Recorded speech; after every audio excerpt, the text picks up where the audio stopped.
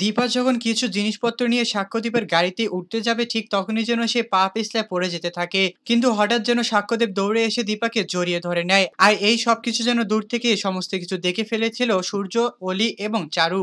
হ্যাঁ বন্ধুরা, অনুরাগী ছোঁয়া ধারাবাহিক নাটকের আগামী পর্বগুলোতে আমরা ঠিক এমনটাই দেখতে পারবো। আর আপনারা যদি আমাদের চ্যানেলে নতুন হয়ে থাকেন তাহলে চ্যানেলটিকে অবশ্যই একটি সাবস্ক্রাইব করে দিবেন। আমরা এই বিষয়ে শুরুতেই দেখতে পারবো যে অলি যখন তার বাবাকে নিয়ে এসেছিল তার মায়ের কাজকর্মগুলো দেখানোর জন্য, যে তার মা এখন তার বসকে পেয়ে বেশ অনেকটাই হ্যাপি রয়েছে, এবং সূর্য যখন তার কথায় কোনো বিশ্বাস না করে সোজা দেখতে এসেছিল দীপাকে, ঠিক তখনই যেন সে এইসব কিছু দেখে বেশ অনেকটাই রেগে যায়। এবং তখনই যেন অলি তাকে নিজের প্ল্যান মোতাবেক কাজ করতে থাকে। সে বলতে থাকে যে, বাবা তুমি এখনই একটা কাজ করো, তুমি আমার চারু আন্টিকে বিয়ে করে নাও, তাহলে আমরা তিনজন বেশ অনেকটা সুখে শান্তিতে কাটাতে পারবো, এবং কি আমরা এই জায়গা থেকে সারা জীবনের মতো চলে যাব। তখন যেন এই কথা শুনে বেশ অনেকটা রেগে যায় সূর্য।